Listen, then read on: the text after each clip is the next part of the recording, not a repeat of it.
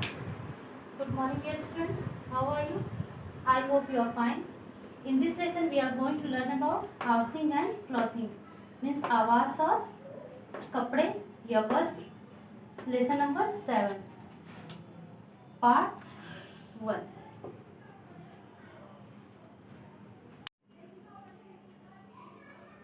Dear students, in this chapter, I will learn about types of plants, a good and clean house, cloths and fibers, clothes that suit the weather.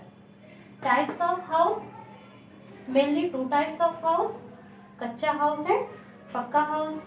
A good and clean house means एक अच्छा और स्वच्छ घर means हमें अपने घर को कैसा रखना चाहिए, clean and neat and clean रखना चाहिए. क्लॉथ्स एंड फाइबर्स, कपड़े और फाइबर्स मीन्स होता है रेसे, वस्त्र और रेसे, इसको वस्त्र या कपड़े बोलते हैं. Clothes the suit the weather, अब कपड़े भी तो जो है वेदर के अकॉर्डिंग पहनते हैं. ये तो है नहीं कि हम लोग गर्मी में ठंडी के कपड़े, ठंडी में गर्मी के कपड़े पहने, ऐसा तो है नहीं. तो इसको जो है बुक में हम लोग रीड करते हैं. ये आपका फर्स्ट पार्ट है, तो बुक रीडिंग रहेगी आपकी and word meaning. I will solve exercise and revision in next video. Okay, so let's start this book.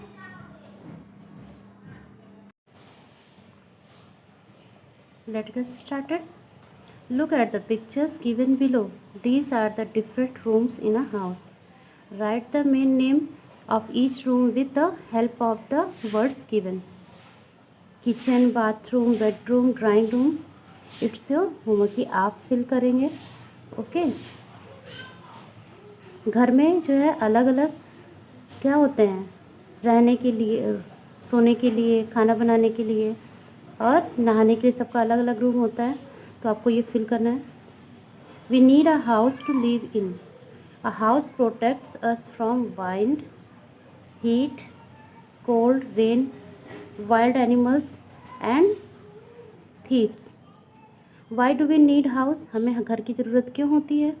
तो घर में रहने के लिए हमें घर की ज़रूरत होती है. और घर हमें किन किन चीज़ों से बचाता है, हवाओं से, गर्मी, बरसात, ठंडी, जंगली जानवर और दुश्मनों से हमारी रक्षा करता है. अगर घर ना हो तो हम लोग क्या करेंगे, कुछ नहीं कर सकते हैं.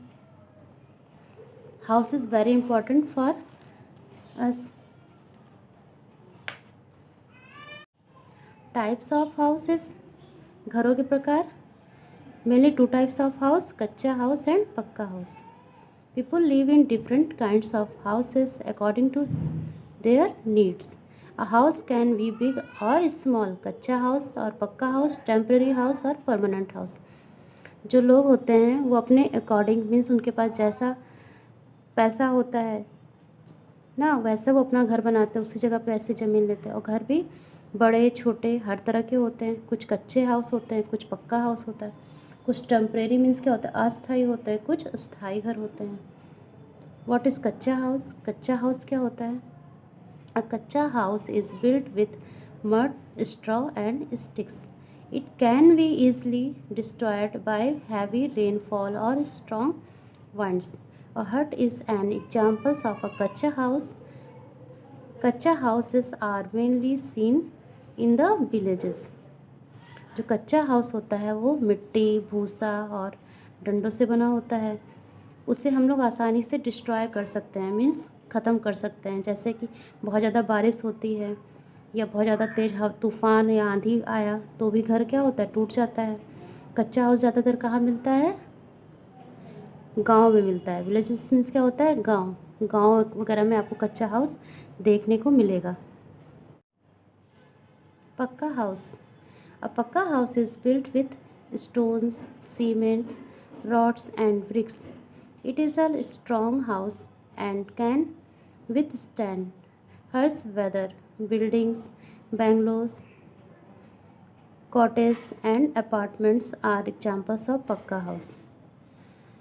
पक्का हाउस किससे बना होता है, पत्थर से, सीमेंट से, रॉड मीन्स लोहे की जो रॉड होती है, ईंटों से मिलके बनता है. वो जल्दी टूटता नहीं, वो बहुत कैसा होता है, स्ट्रांग होता है. वो किसी भी वेदर पे उस पर कोई इफ़ेक्ट नहीं पड़ता है. जैसे कि आपका बेंगलो है, बंगलो हो गया, कॉटेज हो गया। तो ये सब क्या है, पक्का हाउस के एग्जाम्पल्स हैं। टेम्परेरी हाउसेस, टेम्परेरी हाउस में अस्थायी घर मीन्स जो एक जगह से दूसरी जगह हम लोग ले जा सकते हैं। People who keep moving from place to place use temporary houses to live in. Caravan, tent and youth are some examples of temporary house. जैसे कि जो आर्मी वाले होते हैं ना, वो क्या करते हैं, अपने जो टेंट होता है वो एक जगह से दूसरी जगह ले जाते हैं, लगाते हैं उनको जहाँ पे उसकी नीड होती है। तो टेम्परेरी हाउस जो होते हैं, जो बंजारे लोग होते हैं, जो मेले वगैरह में आते हैं, तो उन लोगों का कोई परमानेंट हाउस नहीं होता है। वो एक जगह से दूसरी जगह के अपने घर को ले जा सकते हैं, ला सकते हैं। तो ये जो है अस्थायी घर, तो मीन्स एक जगह से दूसरी जगह इसको हम लोग ले जा सकते हैं।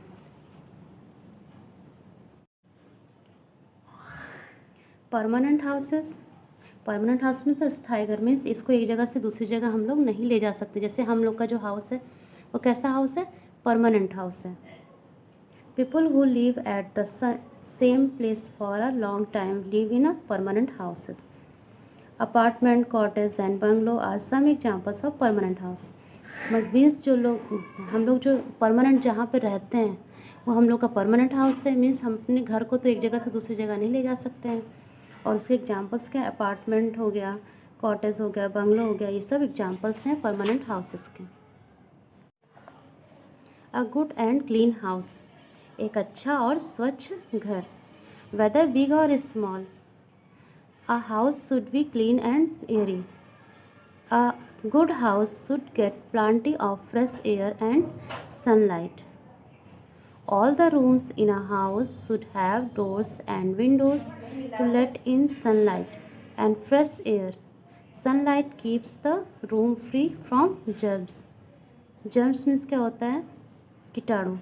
मीन्स हमारा घर छोटा हो या बड़ा हो, उससे हमेशा क्लीन एरिया मतलब खुला हुआ कि हवा उसमें आए जाए और उसे स्वच्छ रखना चाहिए। और ऐसा घर होना चाहिए जहाँ पे सनलाइट और फ्रेश एयर दोनों हमेशा घर में आना चाहिए, इससे अच्छा होता है। अपने सारे घर के रूम्स को कैसा हमेशा ओपन रखना चाहिए ताकि सनलाइट मीन्स सूर्य का प्रकाश और फ्रेश एयर आए, ताकि कीटाणु रहित रहे हमारा घर। जब तक जहाँ पे सूर्य की रोशनी पड़ती है वहाँ पे जर्म्स जल्दी नहीं पनपते हैं। Wire knitting should be fixed on the window frames and doors to keep the flies and mosquitoes away. They also allow sunlight air to come in. Means हमेशा अपने घर की जो विंडो होती है उसको क्या नेट से उसको कवर करके रखना चाहिए ताकि जो मक्खियाँ और मच्छर अंदर ना आ सके, बस सूर्य का प्रकाश ही है। There should be an open place. There should be an open space such as a veranda or courtyard. This provides a place for children to play and for others to enjoy fresh air. हमेशा अपने घर में क्या करना चाहिए, खुला space ज़रूर छोड़ना चाहिए। कोर्टयार्ड मीन्स होता है आंगन, जो घर का आंगन होता है, ताकि बच्चे वहाँ पे खेल सकें, एंजॉय कर सकें। वायर नेटिंग ऑन विंडो, देखिए वायर से जो है अगर विंडो कवर रहेगा तो जितने भी फ्लाइज और मॉस्किटोज रहेंगे वो बाहर ही रहेंगे, अंदर नहीं जा पाएंगे। और ओपन प्लेस होना चाहिए, कोर्टयार्ड मीन्स होता है आंगन। Keeping the house clean means घर को स्वच्छ कैसे रखना चाहिए हम लोगों को। To stay healthy we should always keep our house and its surroundings clean. The house should always be kept free from dust and germs. Some way to keep the house clean are given below. Means हमेशा अपने घर के आसपास को स्वच्छ रखना चाहिए, साफ़ सुथरा रखना चाहिए और घर को कैसा रखना चाहिए, dust and germs free means हमेशा खुला नहीं रखना चाहिए, ढका मतलब डोर और विंडो क्लोज करके रखना चाहिए। घर में साफ़ सफाई रखनी चाहिए ताकि बीमारियां ना हो। All the objects should be kept in their proper places. घर की जो भी वस्तुएं होती हैं उसे उसी जगह पे रखना चाहिए, इधर उधर नहीं फेंकना चाहिए। The floor should be swept and mopped every day. Means घर पे डेली जो फर्श हमारी होती है उस पर डेली झाड़ू पोछा करना चाहिए। The kitchen should be cleaned regularly and the food should be kept covered. Kitchen को हमेशा क्लीन और हमेशा ढका हुआ रखना चाहिए। The doors, windows and the furnitures should be dusted regularly. There should be curtains for doors and windows kept dust away। Furnitures को, जो आपके घर में बेड है, सोफ़ा है, मेज़ है, उसको आपको क्लीन रखना चाहिए और साफ़ सुथरा रखना चाहिए। अपने घर के पर्दों को भी साफ़ रखना चाहिए और उसे कवर करके रखना चाहिए। The wash basins, bathrooms and toilets should be clean daily. जो हमारी वॉश बेसिन होती है, बाथरूम जहाँ हम लोग नहाते हैं, टॉयलेट, ये सब जगह साफ़ सुथरी रखनी चाहिए, डेली साफ़ करना चाहिए। क्योंकि अगर यही सब साफ़ नहीं रहेगा तो यहीं सबसे जर्म्स क्या करेंगे, उत्पन्न होंगे और हमको बीमार करेंगे। अगर घर में साफ़ सफाई नहीं रहती तभी तरह तरह की बीमारियां उत्पन्न होती हैं। House holds wastage should be thrown inside dustbins. Dustbins should be kept covered to keep away house flies and mosquitoes. घर में जो भी वेस्ट चीज़ें निकलती हैं उसे डस्टबिन में फेंकना चाहिए और डस्टबिन को हमेशा कवर करके मीन्स ढक के रखना चाहिए ताकि उससे मक्खी और मच्छर ना बैठ सके। हाउस फ्लाइज मीन्स क्या होता है, मक्खियाँ। मॉस्किटोज़ मीन्स क्या होता है, मच्छर। इफ़ देयर आर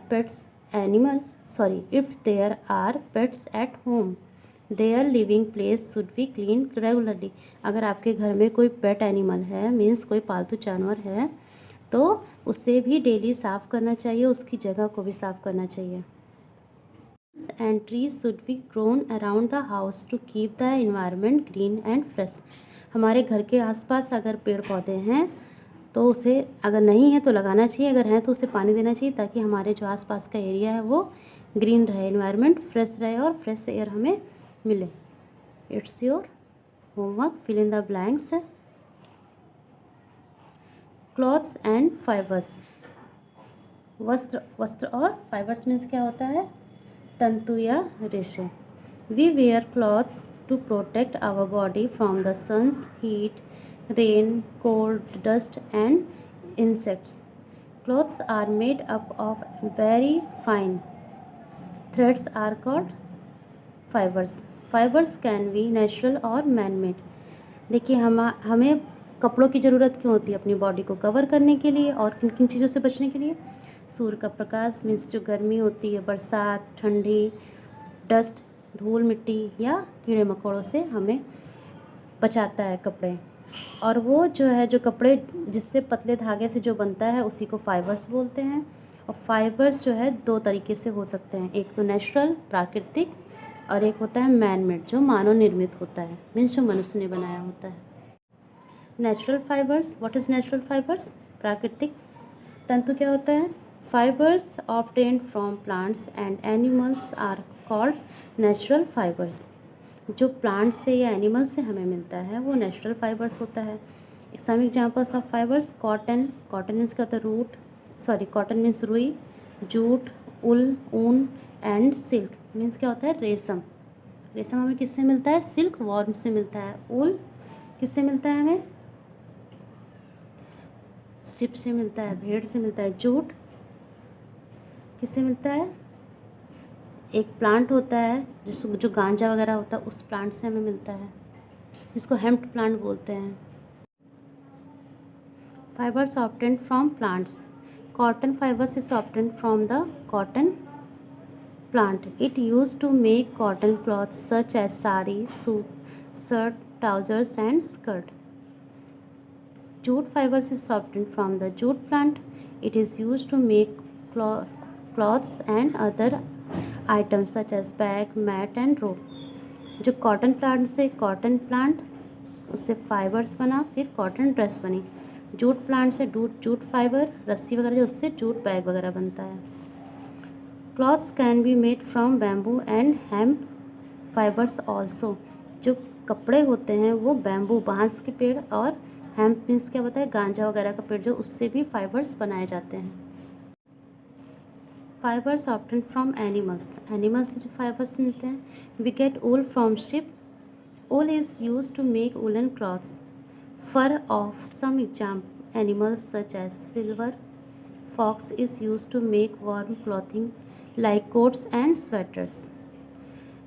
ऊन हमें किससे मिलता है? शिप से मिलता है, और इससे क्या बना, फर बनाए जाते हैं और वुलन क्लॉथ्स बनाए जाते हैं।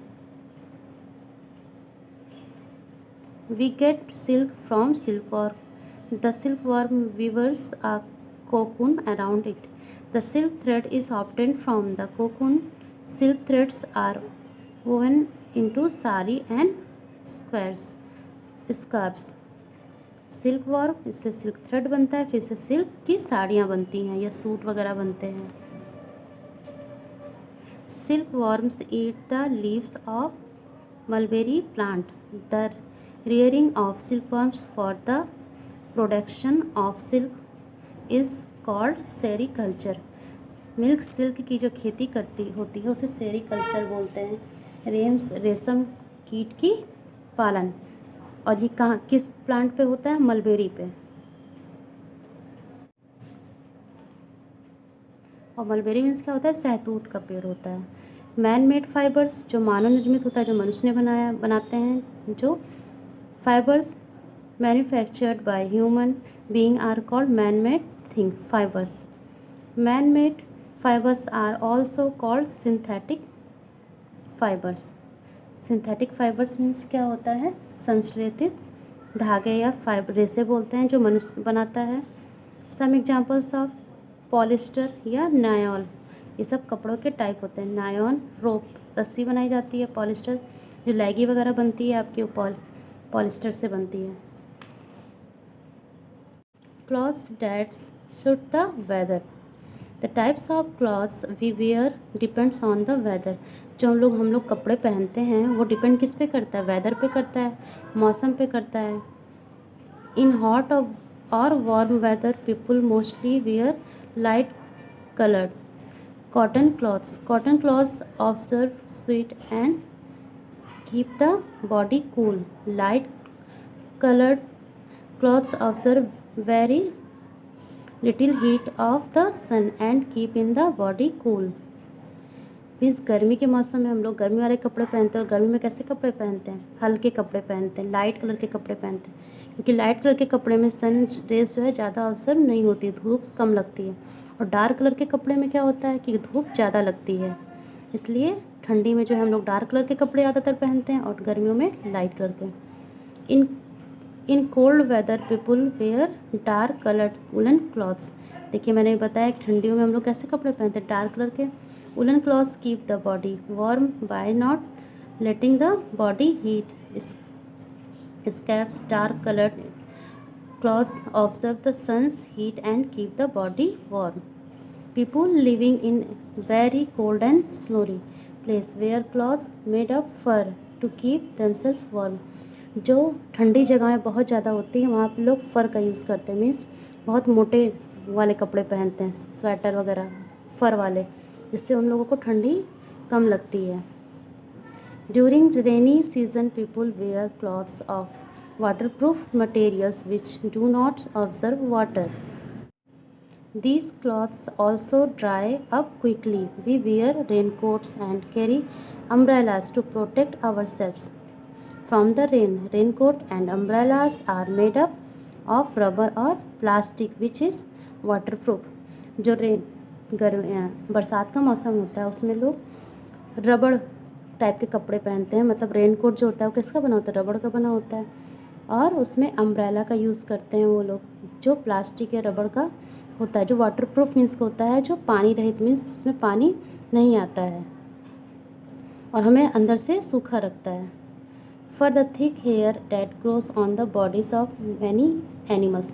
एनिमल्स की बॉडी से जो फर बनाया जाता है, फर के मोटे कपड़े।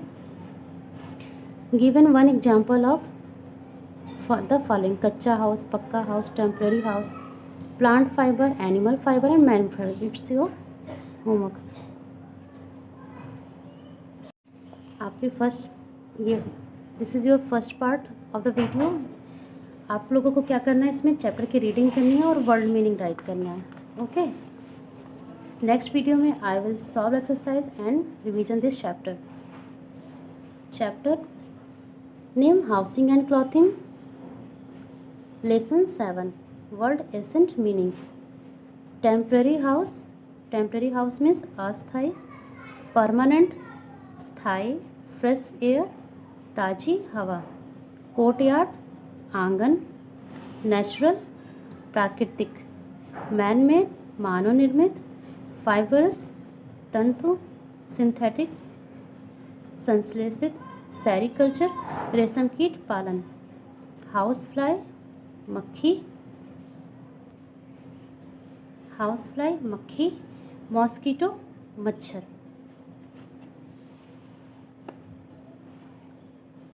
Anyone have you any confusion you asked me in doubt class. Okay, आपको कोई भी कन्फ्यूज़न है तो अपने डाउट क्लास में उसे क्लियर कर सकते हैं. और आप लोग को ये चैप्टर बिल्कुल अच्छे से रीडिंग करनी है. Okay, thank you.